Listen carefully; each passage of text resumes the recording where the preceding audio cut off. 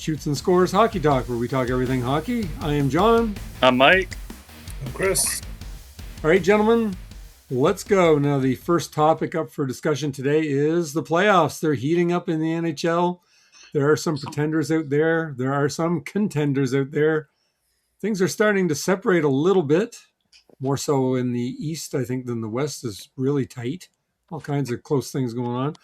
But what I want from you two is to tell me who you think is going to be out of the playoffs this year. I'm going to start with Chris first. I'm going to start with the East. Chris, you tell us out of the teams, out of the 16 teams in the Eastern Conference, which teams you are going to say right now you're sure that these teams, even though mathematically are in, you're sure that they're going to be out. And then I'm going to get Mike to do the exact same thing for the Western Conference.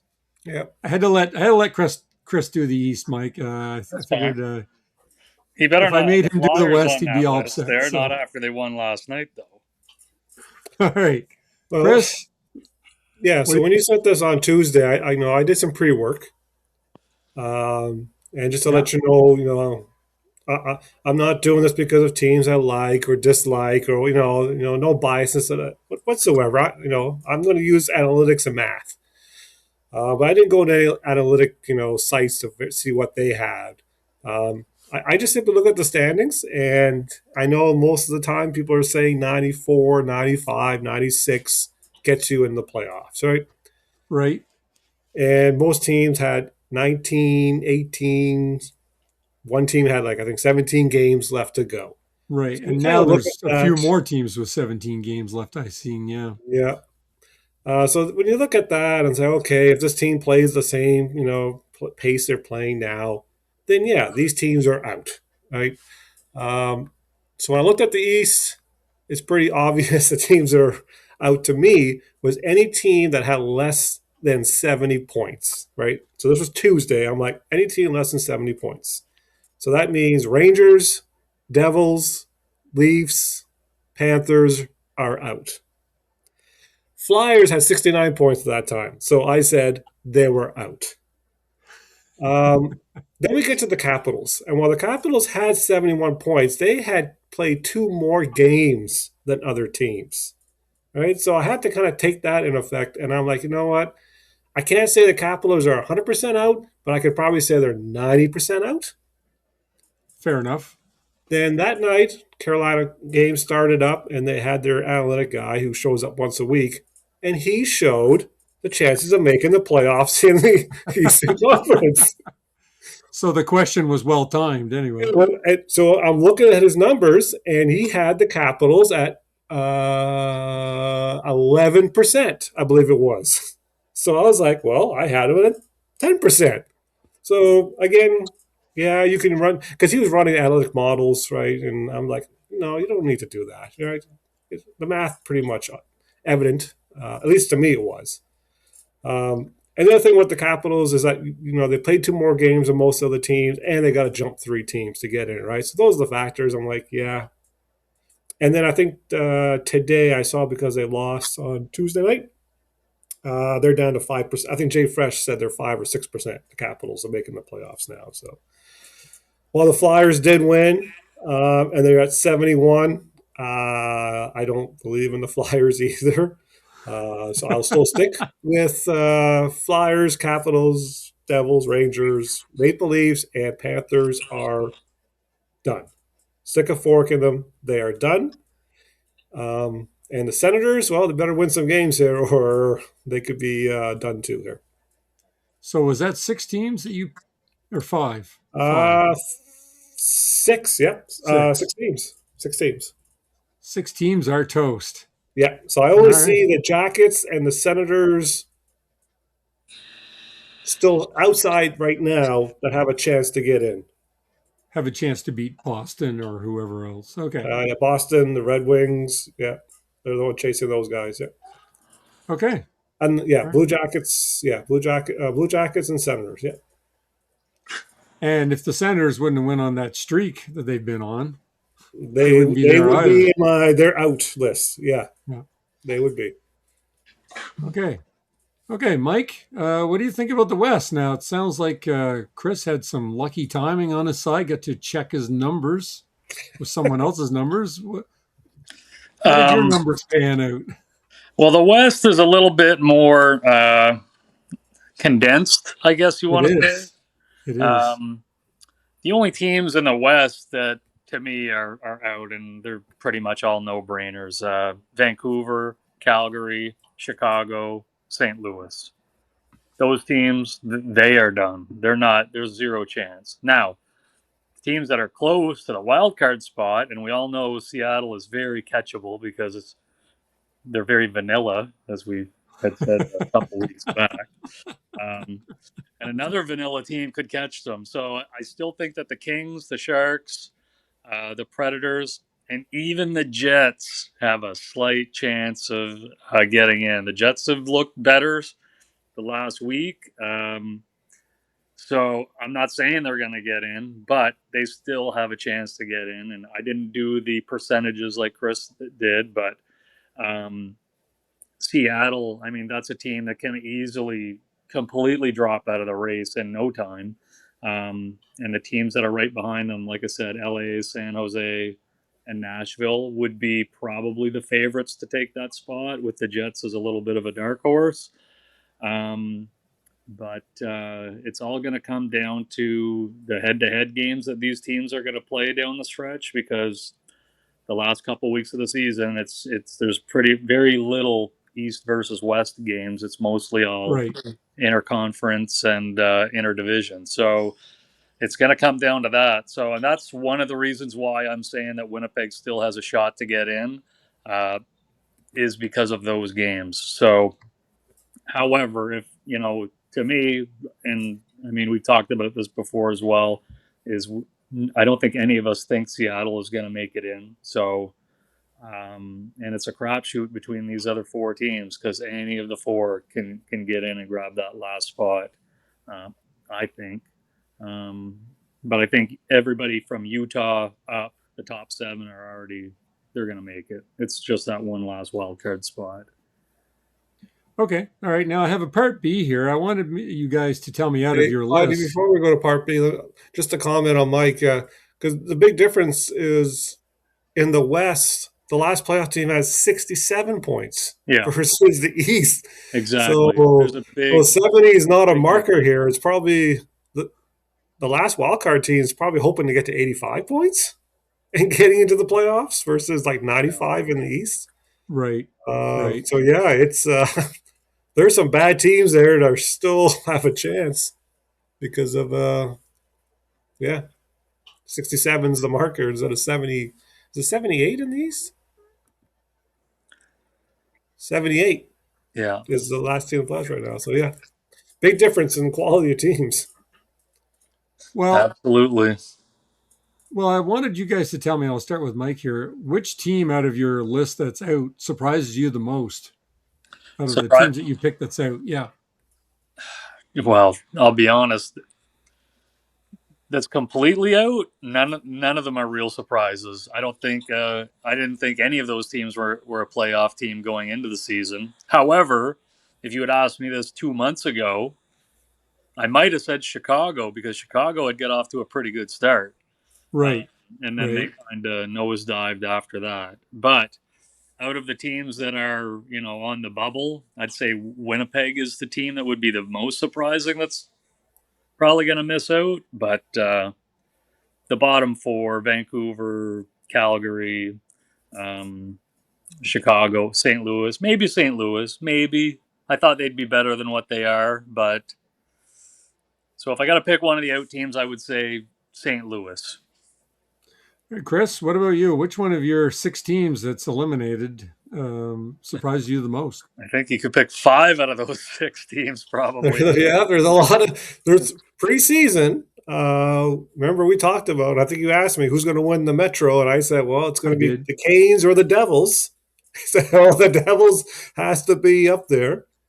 And then I think we had a little disagreement because I was like, well, the Rangers probably ahead of the Capitals. I think Mike said, oh, I think the Capitals, but we had them right in the thick of it, and they're all pretty much out now. The Leafs, I think we knew they were in trouble. I Yes, know there we was did. hopes, but the Marner thing, I think we knew that was going to become a problem for them. The Panthers, this is exactly where I expected them to be.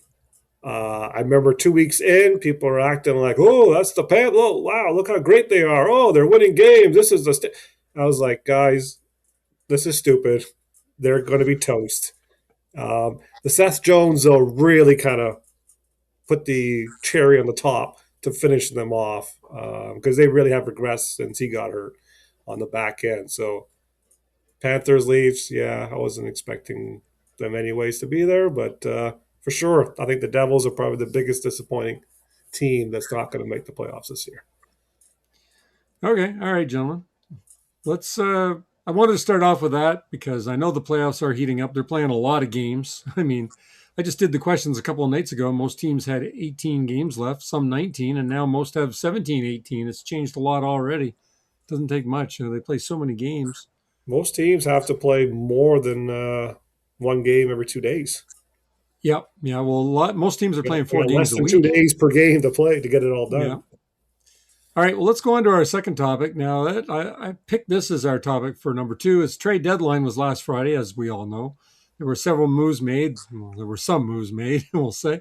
Some good, some not so good. And what I want to ask you two gentlemen tonight is which teams are going to regret not making more of a splash on deadline day? Chris, what do you think? Now, you can go either way. You can go, maybe they made no move. Maybe they made a little move. Maybe they should have made more of a move. Or maybe they did too much and shouldn't have done as much. What do you think, Chris? So first, let's about regrets, right? Some teams didn't make any moves, and they got a lot of hate for it. But I'm here to remind people it takes two to tango, and every team has value, and they determine how much they want to give up for a certain player. And if two teams can't make it work, they can't make it work, right? It's best not to make a trade versus making a bad trade. And if you don't believe me, look at the Chicago Blackhawks and the Detroit Red Wings 20, 15, 20 years ago when they were winning all those games, trading away guys, first round picks and prospects every year. And then when their old guys got old, they both went to shit for a decade. That's why you don't trade the farm every year thinking you can win the cup, right? You gotta have you gotta have the ability to say no, this isn't good for the franchise today, tomorrow, or going forward, right? Um, So I'll get off my soapbox on that one. So let's go to regrets. The Minnesota Wild, they had a specific need. And they made three trades, and none of those trades matched their need, right? So I feel like that's more like, well, I did something. I'm making my fans happy. I made some, I got this guy and I got that. Was it Foligno? Why? Like they made some moves, but I was just like, why? You need a second line center. That even a third line center, right? Um, I found that was weird. Bill Guerin, I don't think is great, anyways, and I think these moves really undermined what he's trying to do there. Um, that was the one that really stuck out. I think everyone else who wanted to make a move did it. Nashville, but again, Barry Trotz. I've been a Trotz hater for a few years. I think he's terrible at that role, and he's getting chastised for not moving any of his ice guys. Right? He didn't move Stamkos. Right? He didn't move Marchessault. He didn't move O'Reilly. Right? O'Reilly's having a great year. Again, was he asking too much? Hard to say. So I Must think be. Nashville kind of really dropped the ball. Um, but sellers should be trying to sell. And if they get to deadline day and guys aren't willing to pay the price, you should drop your prices, right? The market is what's the market. And when you don't sell, that's not good for the franchise's future. So Okay. Mike, same question to you. What do you think?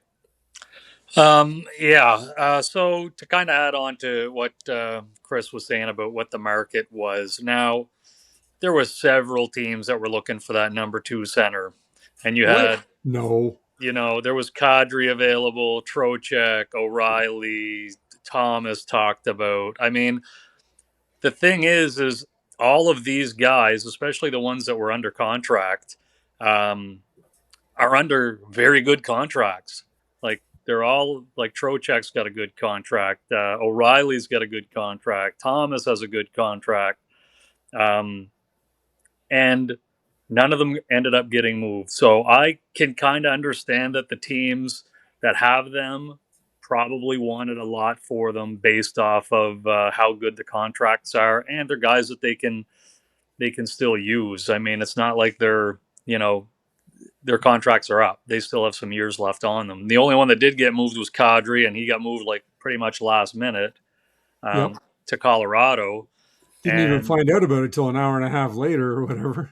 yeah, so Minnesota could have used them, or not him specifically, but a second line center, Minnesota, Carolina, Montreal. Those were the teams that probably should have made a move to get a second line center. But with that being said, when you see what Braden Shen cost the New York Islanders, Oh, you can only wow. imagine what these other teams were asking for these guys, because these guys are way better than Braden Shen's going to be.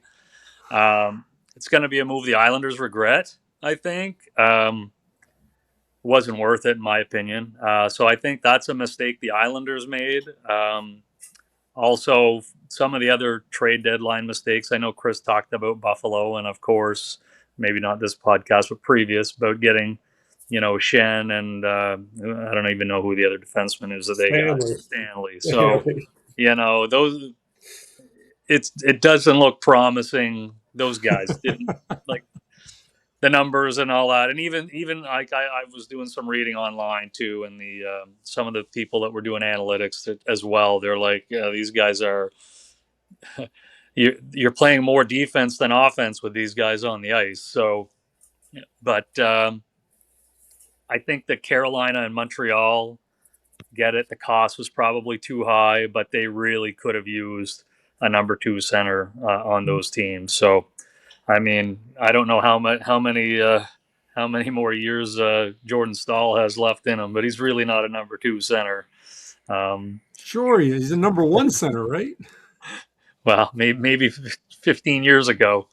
Um, so yeah, I think those are the two teams that may end up regretting not getting that number two center. But with that being said, the cost is pretty steep. Sorry, three teams, Minnesota as well, but the cost was probably very expensive for them, and I can only imagine what Montreal is pretty loaded up with prospects, so I can imagine teams were probably asking for at least two of these guys. Same thing with Carolina. They probably would have had to give up Nadeau plus a first round pick, and not quite sure that that's something that they wanted to do. Not for Minnesota. Trocheck. Not for Trocheck. And Minnesota too. They've got some good young guys. They have Urov, but I'm sure teams were asking for Urov, a first round pick, and maybe something else. If the cost of Braden Shen is any indication, they probably were. So yeah. So I mean, it's easy to say they'll regret it, but once again, like Chris said, if you're looking to maintain a stable long-term future, sometimes it's best not to make those moves all the time. All right. Okay. Well, that's kind of what I wanted to get from you guys. Like, if you didn't think that they should have made the moves because the price was too high, then that answer is fine by me. So regret maybe, but just shouldn't have done it is exactly what happened. I would say with those second line centers. So, all right. Let's go on to our third topic now. I want to get into a little bit different item here. The NHL finished last year with six 100-point players. Kucherov, McKinnon, Draisaitl, Pasternak, Marner, and McDavid, who finished with exactly 100 points, only playing 67 games. Now, this year, we have three players right now, I believe, with 100 points. We have McDavid, McKinnon, and Kucherov in that order, 108, 104, and 103 points, respectively, with Kucherov playing the least amount of games by, whatever, 6 games less than McDavid, which is significant when you're looking at a 5-point difference. Now, how many players do you think are going to hit the big 100-point plateau this year? Let's start with you, Mike. What do you think? So we had 6 last year. We got 3 right now. Is it going to be 3 for the rest of the year? Nobody else going to do it? What do you think, Mike? I think we're going to see 2 for sure and maybe 3 more. So I think that Draisaitl is going to get there. He's only 6 points away. Celebrini's 10 points away. And then the next one's in the lineup. Kaprizov, Shifley, and Nechkash isn't that far either. Pasternak. So I think we're going to see the 2, and it's going to be a bit of a stretch for the other ones to get there. If any of them do, I think Kaprizov is probably the one that has the best chance. But I would say it looks to be 5 this year and an outside shot at 6. Chris, what do you think? Do you agree with Mike? 100%. Yeah. Yeah. Exactly what he said. And why don't you think that any of these other guys have a shot? They just don't have enough games left. Well, I mean, Well, some guys like Kiprusoff might miss a game or two at the end, right? that's Natchez. that's the concern. Is Uh, some of these guys are going to rest players. yeah, I guess Teams. Sheffley, because he's probably going to play it out.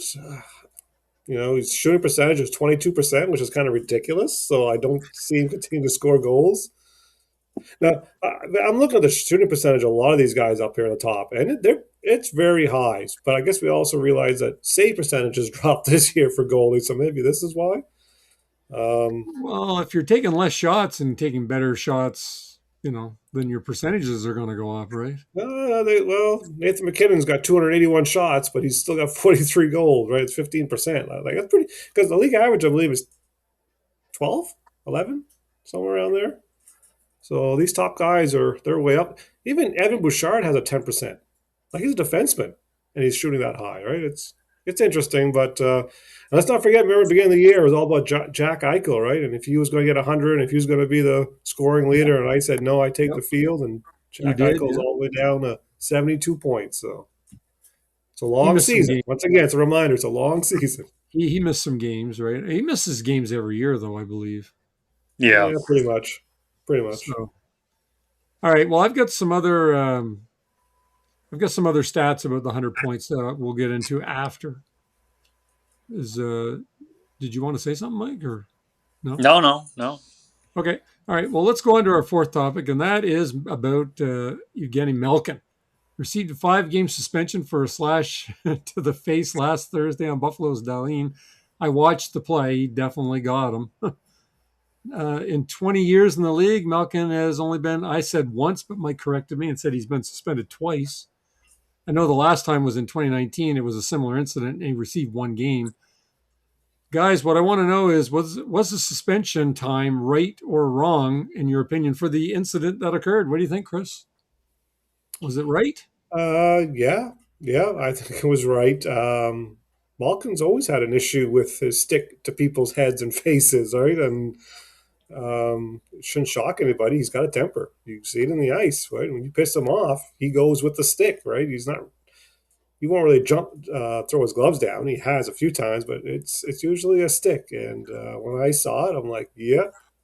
I couldn't remember the previous suspension length, so being 1 game kind of shows you, It was 1 game. Yep. I the Well, thought one he of had. those latest. I thought suspensions he was got one a game. 5-game suspension after the 1 game. Oh, could be. Well, like I said, I had looked it up and it said he had only been suspended once, and you said twice, and I looked it up and you were right. So whatever I was looking at the first time just wasn't accurate. Anyway, one of those times he received a 1 game suspension. Yeah. So So being a repeat offender, yeah, yeah. I like to see more suspensions. I find there's a lot of things going on in the game of hockey today what they don't even look at, or they say, oh, we'll fine them 500 or whatever it is, a max 2,500. Um, I think they should be suspending a few more guys out there that are doing some dirty tactics out. well, yes, I totally agree with that. I totally Um, agree. and because teams don't really have many goons out there as in the past, you're seeing more sticks, swinging sticks, right? And we really don't want to get that ramping up in the game today. So, yeah, 5 games. He learned his lesson. Hopefully, probably not, but he'll take it. Mike, what do you think? Was the suspension time right for the foul committed? I guess would be the way to put it. Yeah, I mean, just based off of his previous history, As soon as they said it was going to be a phone call, and the phone call means they're going to get between 1 and 5, and because he had been suspended for 1 game, and then it might have been 4 games his other one, but I knew he was getting 5 pretty much automatic just because he had already gotten suspended twice previously, so I knew that they were going to probably give him the maximum, and the maximum was 5 games. So wasn't surprised at all. Expected it. Kind of irritates me because I have him in one of my hockey pools, and he was on a little bit of a run there. So Yes. that kind of sucks. But yeah, fully expected it. Hey, Does so I just searched for his suspension history, and yeah, he got a 4 game in 2022 and a 1 in 2019. all Yeah. right. So they've all been more recent then. So And, all and right. he's and when he does lose his temper, like Chris said, he's generally a stick first. He's not going to really fight. I mean, those are few and far between. But he won't hesitate to give someone a whack with a stick. So, He was cross checked before he. oh, I'm not saying I blame him whatsoever for reacting, but when he reacts, it's an extreme reaction. So, Yes. He's also Yeah. been not suspended. Sorry, he's also been fined 5 times during his career. The latest one was a $5,000 fine for slashing Logan Stanley in 2025 November. So yeah, it's usually stick offenses. So does Malkin's 5 games really hamper the Penguins' chances of making the playoffs? Does it really? Because when I looked it up at the time, they were 4-3-3 in their last 10, which is not great. But I mean, it could be 3-4-3, which would be even worse. What do you think, Mike? Do you think that really hinders Penguins' chances of making the playoffs? um, well, I mean, with how bad a lot of these teams in the East have been, I mean, worst case scenario, they'll do this. They'll just kind of play the same. I don't think it's going to hurt their chances really.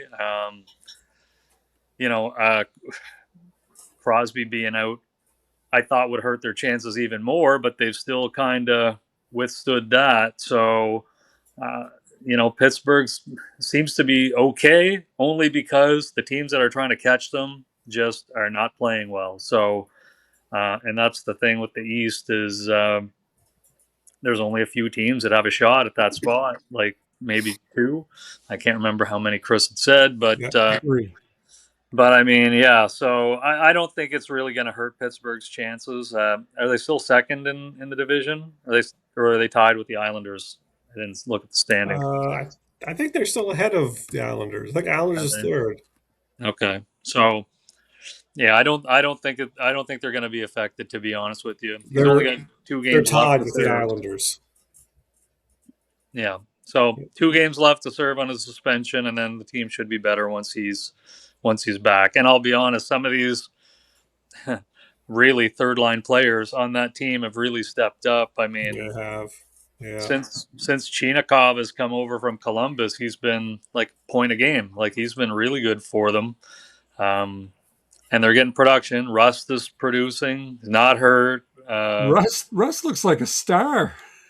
He does. I mean, the thing with Brian Rust is he always gets these nagging injuries that he seems to miss 2 or 3 games at a time. Then he comes back, and he gets a point a game, pretty much. But can't complain about his overall point production. But if only he could play more games, he'd be more effective. Yeah, Pittsburgh, Detroit, and the Islanders are all tied with the same amount of points, and Boston's 1 point behind them. Yeah.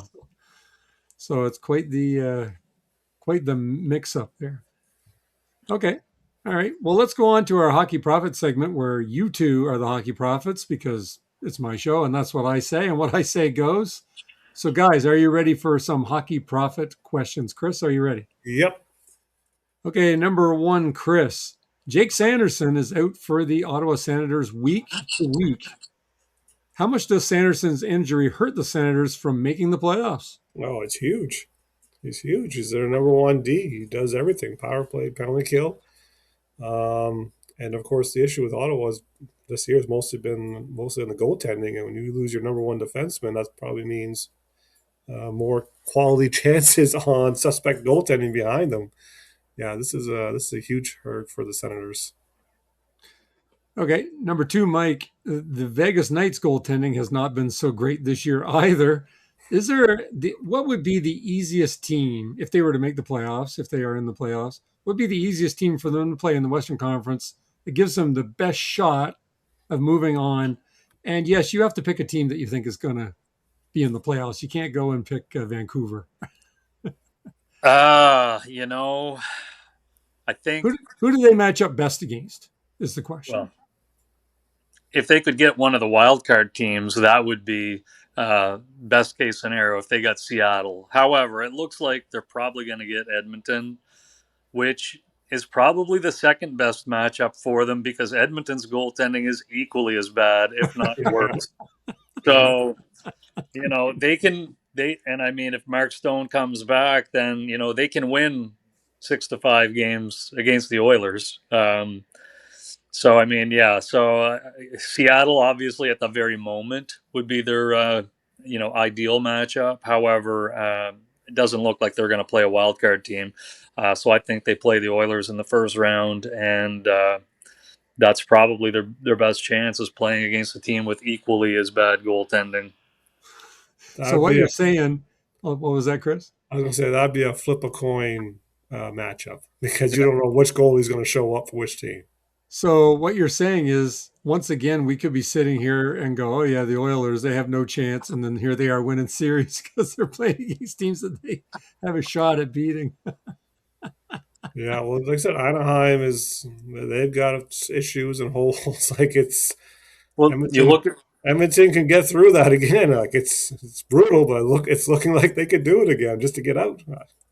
and that's the thing too. Like Chris said with Anaheim, like they've got holes, and a lot of their games that they win are generally high scoring games. So Right? Yeah, they're going to it's give true. up. They're going to give up goals too. So it's going to be that division and that conference it's when you got Edmonton and Vegas and Anaheim and these teams, there's probably going to be some high scoring playoff games. Not 3-2, 2-1 nail biters with these teams. It's going to be 5-4, 6-5.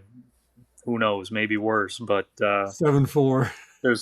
there's going to be some high scoring games that involve these teams because either the goaltending's not great or the defense isn't great, but they score. They've got scores. So All right. Okay, Chris, number three. If you could hand pick who the Hurricanes should play, who you want them to play in the first round of the playoffs, any team that you think is going to make it, even if they have no chance of playing them, what team do you think you would want the Hurricanes to play that would make the playoffs?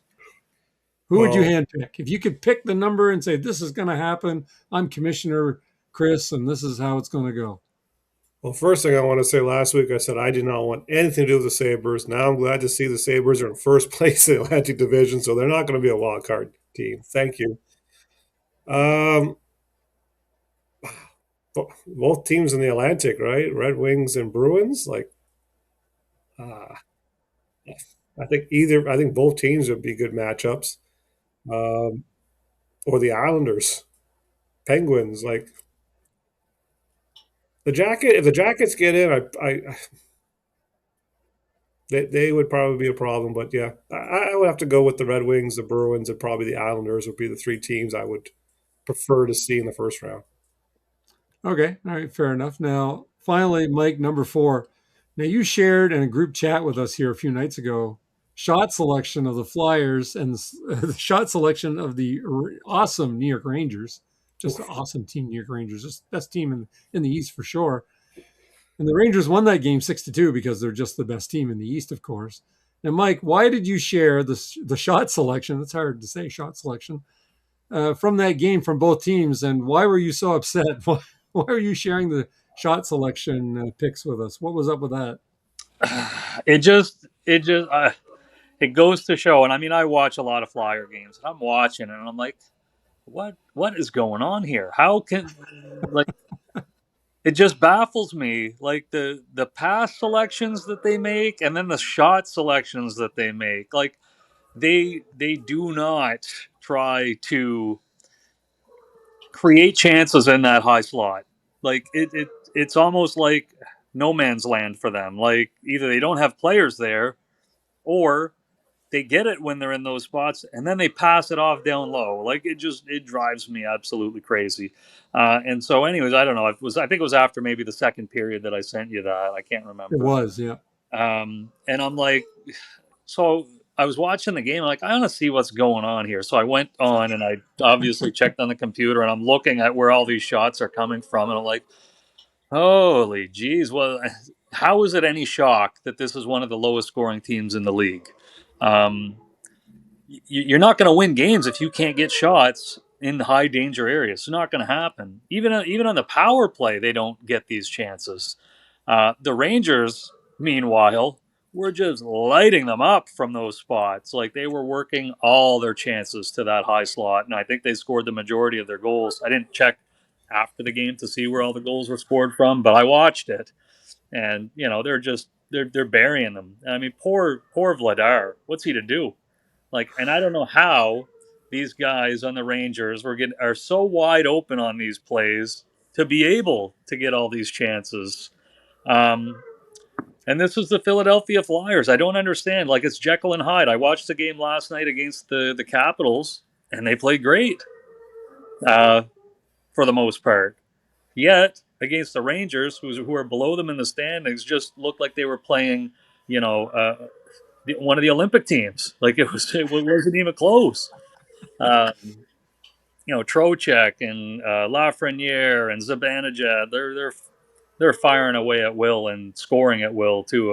That game, they obviously won the game 6-2. So um, I tell you, it's very painful as a Flyers fan. It's playoffs.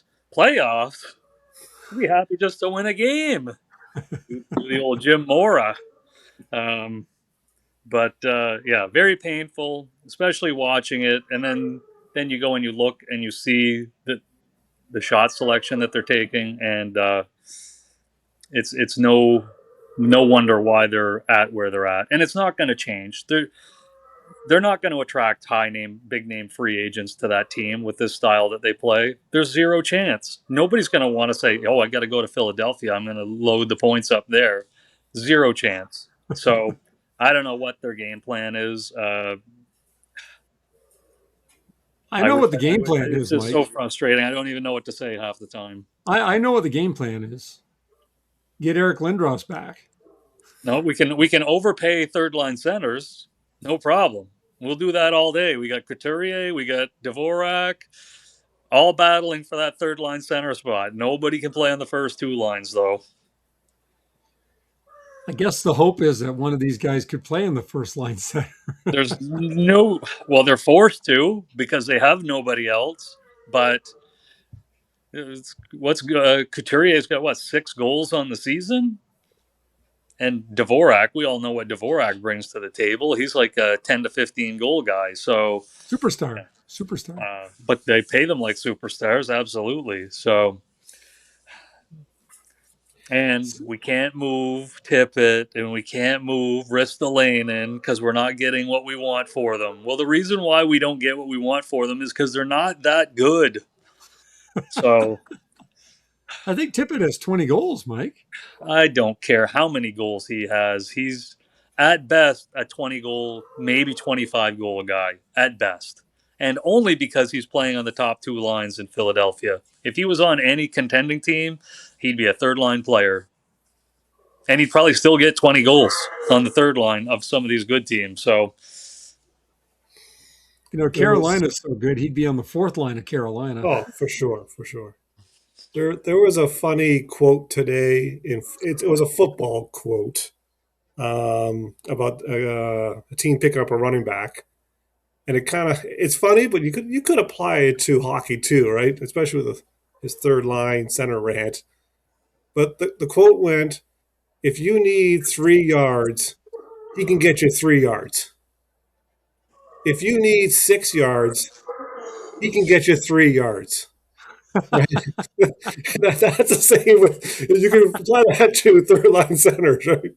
You can do it, but yeah, it's I don't know. I found that funny, and then I was like, yeah, it's a limitation, right? Guys are just as good as they are, right? Like, Well, you it's have true. I mean, expectation, you set it, and then some guys just can't be better than that. That's well, the way some it is. people outperform, whether it's the situation that they're in, the place, the other players, the coach, or a combination of everything. Who knows?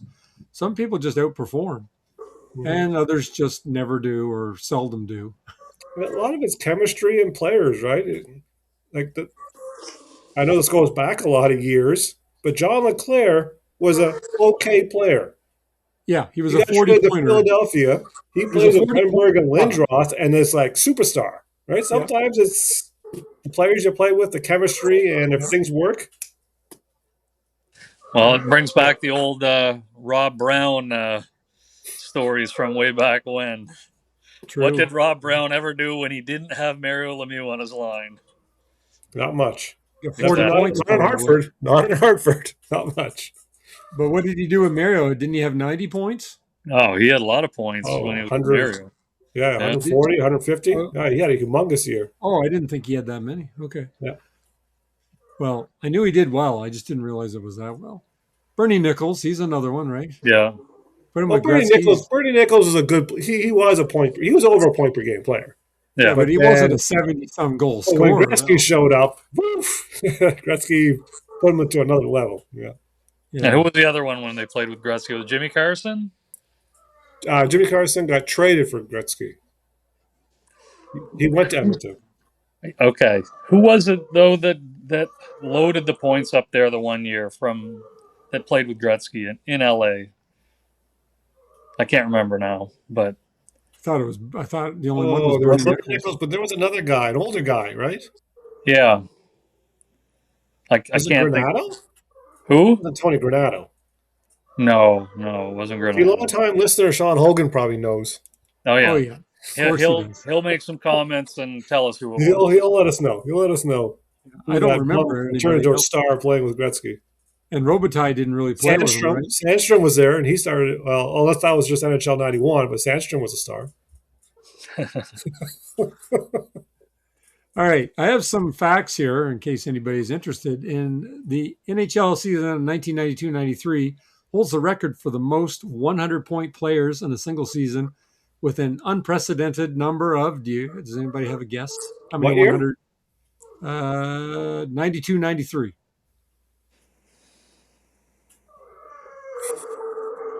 25? For Mike, what what do you say? 100 point players? 100 For points. 100-point players, yep. 92-93. That would have Oh, been that's when Lindros, right? And the Quebec was loaded, and Lindros and Dan Foose, I thought had 100 points. So yeah, probably 20, I'll almost every say team probably had 100 17. points. I think 25 might be a little high. I'll say 17. Okay, it's 21. So there's Oh, so 21 players, and 92-93 had 100 points. The So I high was four scoring, under and Bagel was four over. On the this Price is high, Right, I win, right? that's right. yes. If Price is right, I'm out. I'm out. This high scoring era also featured a record of 14 players reaching the 50 goal plateau that same year. So 14 players got 50 goals that year. In 84-85 season ranks number 2 with 16 players hitting 100 points. So you guys were close. So who do you have wanting attention there, Mike? Oh, that's Pax. I'm just going over here, buddy. He wants some lovin's. Yeah, he just wants some loving. He's also And saying, wrap up the show now. as of the completion of the 24-25 regular season, so last year, 127 NHL players have scored at least 100 points in a single NHL regular season. So 127 players have done it collectively. These Mhm. players have achieved this feat on 318 occasions, playing for 26 different franchises. That doesn't include franchises that switched, like Quebec, Colorado. It doesn't include that. But so not every franchise has had a 100-pointer. So How many? Well, what are the old ones? Not these new ones. We know the Kraken and them. But is there an old franchise out there that hasn't? I didn't look it up. That'll be next week's research that I'm All going to right, check next out. week we'll find out if there's any old school team. So, but 100 points has been reached 318 times, and 127 players have done it. Which really, when you think about it, is not really a lot. 127 It's players, not it's really a lot. it's pretty special, right? That's like 500 home runs or Yeah, 3,000. Like it's hard to achieve. it's hard to do. Yep. So, all right, guys, was there anything else you wanted to add to tonight's show, to tonight's discussion? No, nothing else said for me. The only thing that I'd like to bring up is, and we can maybe discuss it next week, is who's Montreal's number one goalie going to be in the playoffs? It's going to It's be funny that you asked that because I was thinking Doo or about whatever his name is. It should be. It should be Fowler. Nah, it's going to be Should Dubas. be. Dubas. Fowler will come in when Dubas fails. Yeah. But well, If it's I mean, Monta blow, that's the other thing that Montreal didn't there's no address at the chance. deadline was their goaltending. So they got to rely on a rookie to step in now, which Again, it's most one of teams those don't things like you doing. don't want to block Fowler and your team. Like again, I know Montreal got a lot of hate too, but I'm in the same boat. They have there's no reason for them to make that bad move today, and I don't think Agreed. they just If they, shouldn't go with the goalie because they have Fowler, yeah, and they shouldn't overpay for a second line center. They got time, right? They got time on their side. Yeah, I can see Carolina. Yeah, Stahl's getting older. I get it, but again, I fully expect Carolina is going to make a bunch of moves come summertime at the draft. Like there's going to be moves. They're going to be in it again to try to find players. So, we'll hold you to that. oh, they have to. They got two good rookies in the AHL. They got to find room for guys have to move. Like it's Carolina's got too many guys. who's Carolina's goalie going to be in the playoffs? Oh, it should be Anderson. I hope Anderson. It's Anderson. I hope it's. Well, we'll see if Anderson can bring Carolina to the promised land. So, Mm-hmm. all right, guys, like, share, and subscribe, and we will talk to you all next week. Later. Later.